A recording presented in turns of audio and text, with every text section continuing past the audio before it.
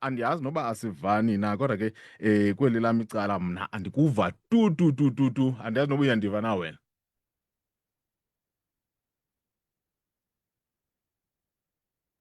Okay. Ndiyabona into yobana ke asikabambani kakuhle phano sisibuzi because ndiyambona uyathetha phaa kweliya icala kodwa ke apha kum endlebeni andimva tu kwaphela. Masiphinde sizame sisi wam, siyavana ngoku. Ndiyakuva mna bhuti, uyandiva wena? Wonderful, ndiyakuva ke mandikunike lithuba uzibulisele kumphulaphula we-VCR-FM.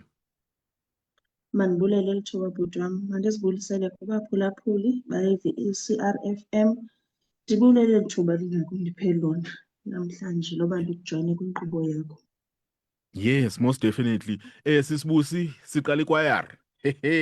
Kuzawuba mnandi Lady Frey, andifuni tu ungayithethi loo nto leyo. Why sisi wam? Why uyiqalelani ikwayari? Zithini injongo? Kusekwathini? Fike ntoni kuwe? Bhuti wam, ndingumntu othanda umculo, ndikhule ndicula kwaselafulafu ndisafunditshwa ngootishala Nobaza kusaculisa yena. So ndahamba kwezi kholeji nakwezi zikolo ndihambe ndifunda kuzo futhi ndiwujoyine umculo. Ndithe xa ndibuya ndizoba ngumhlali ke ngoku ukuba ndiphangela apha eLady Frey ndaqaphela into enye uba ha-a mani, ibhola apha ihoyiwe, i-netball nesoka, but kuthiwa ke kwenzeka ntoni ngabathanda umculo. But ke ndiye ndeva xa ndisenza i-research yoba ikhona iikhwaya ezizazikhona ngaphambili, i-Sounds of Africa, iNomzamo Choir, but andiboni kusenzeka nto. Ndaqonda hayi mani, nathi makhe saziwe nje abantu abathanda umculo uba sikhona nathi. Ndaqonda ndibanike ithuba loba nabo khe bazive besekhaya besenza nento nabo bayithandayo. That is why ndiye ndaqonda makhe ndizame udibana nabantu baseLady Frey khe sicaleni ikhwaya. Yeah. So far mhlawumbi ungatsho uthi sebekhona abantu abakhoyo onothi unabo enoqala nabo ikwayari, because andinayo into ethi apha kum mhlawumbi reason why ulapha ngoku kungokuba mhlawumbi nisadinga abanye abantu abaninzi enirhalela into yoba babe yinxalenye yale kwayari. Sebekhona abakhoyo ngoku? Bhuti wam, bakhona abakhoyo ngoku kodwa ke inani lisashota kakhulu. Yiyo le nto ndiqonde makhe ndiphakame ngokwam ndize ebahlalini ndizocela kumthandi waseLady Frey, umthandi womculo, into yobana makhe sisondeleni khe sidibaneni ngento eyi-one, umculo. Ndikwacela noba i-former members ze-Sounds of Africa, zeNomzamo Choirs khe zize khe sidibaneni, nabantu abazaziyo ukuthi bayawuthanda umculo from ii-choirs ezicaweni nabantwana ezikolweni, ingakumbi aba baphaya e-high school, bangathi xa bephuma phaya e-high school baqonda hayi umculo uphelile. Ndifuna laa nto bayazi ukuthi xa ndiphuma e-high school ukhona nalapha kwi-community yethu umculo. So ndisadinga abantu abanjalo, ndisabadinga kona abantu ukuze sizokwazi uyiqala ikhwaya ime ngokuqinileyo. Ndiyayithanda le ndlela uthetha ngayo because qho mani uthetha uthi umculo, into echaza into yokokuba le kwayari nijonge ukuyiqala anijonganga mainly ifocus yenu is not mainly on choral music but niyafuna ukuyivula. Mhlawumbi zeziphi ezinye ze-genres nirhalela into yobana nizi-include apha kule kwayari?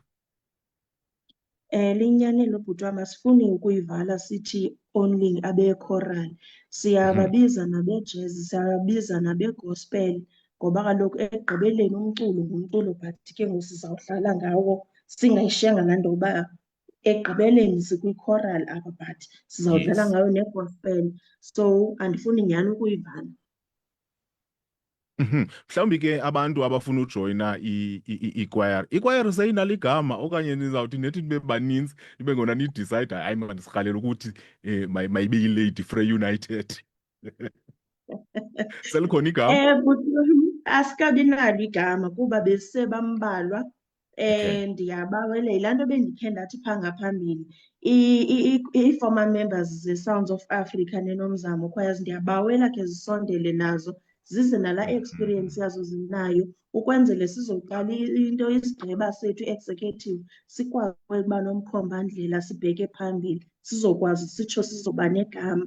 Kwaye ndiyacela nabane-experience yoba bathi hayi mna ndiyakwazi ukhondaktha, sondela mntu wasekhaya uze ungashiyeki nawe, nali ithuba lakho nawe uzoqala ube proud ngento ethi ndizawuyikhomba nantsi ikhwaya ikhondakthwa ndim. Ya mhlawumbi Eh, ndina into ethi busi bakhona abantu abaphulaphulayo ngoku, not only from eLady Frey but nalapha ecala eKomani, mhlawumbi ke nezinye iziphaluko oomacofa imvaba noma indwe, abantu endiqonda into yobana akukho zikwayazi kweza ndawo but banawo umnqweno ukuba bangaza bazoyijoyina le kwayari. Bangenza kanjani ke ngoku ukunxulumana nawe khona ukuze babe yinxalenye yale kwayari? Kuyafumaneka kule namba ilandelayo, Mhm. 078 3934 269. Mandiyiphinde, Okay. 078 3934 269. Ukwakhona ke ubhuti endisebenzisana naye uMr Sicelo Hans, Mhm. mandiyibize inamba yakhe nayo iyafumaneka, 072 01 93 605. Mandiyiphinde, 072 01 93 605. Siyafumaneka kuWhatsApp, siyafumaneka nangoko-calls. Mhlawumbi kwi-social media abanye abantu yenye yee-platforms abantu abakwaziyo into yokubana banxulumane ngazo ezo, banganifumana kanjani kwi-social media?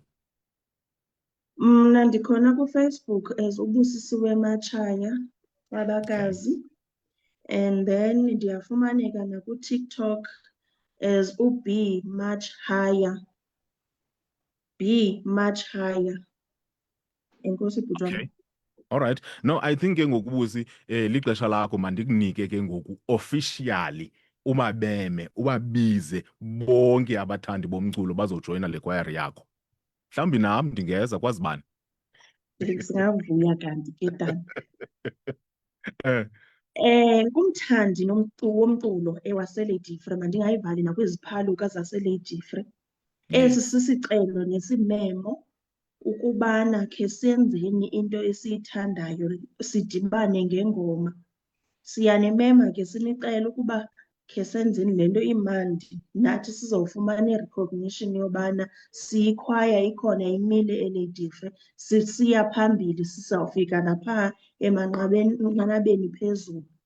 Enkosi. No sisibusi, thank you so much sisi wam. Ndisitsho nje ndinayo into ethi sebekhona besebendibhalela ecaleni bathi wow beautiful, ingakumbi ndowuxhoma le poster yale interview besithi wow sizawutsho sibe nento yokwenza nathi ngokwapheledi Frey. Zikhona ii-choristers ezikhoyo apho endiyazi into yobana zizalithatha eli nyathelo khona ukuze ime le kwayari. Mhlawumbi naba balapha ecala le kwayari yalapha iyawuphinda ibe nekhwela iphinde ivuke because iba ntle, iba mnandi kakhulu xa ikwayari zininzi kuculwa kuyiloo nto. Enkosi kakhulu sisi wam, sindinqwenelela nje konke okuhle. Zawuphinda ndizibize iinamba zakho before iphele inkqubo kwabo barhalela ujoyina ikwayari. Enkosi kakhulu ngexesha lakho. Enkosi bhuti wam, ndiyabulela ngethuba ondinike lona. Yeah, wonderful. Nguye ke uBusika Matshaya ke lowo besincokola kunye naye emphulaphula eVisara FM phaya eLady Frey, besitsho basithi baqala ikwayari phaa kwelaca. Ayikabi nalo negama endithemba into yobana xa nithe nangena nawufika phaa nani niyithiye igama ibe ligama elihle, ibe heyi kutheni ingathi izawuba ngilihle nje le kwayari. Okay, no fine.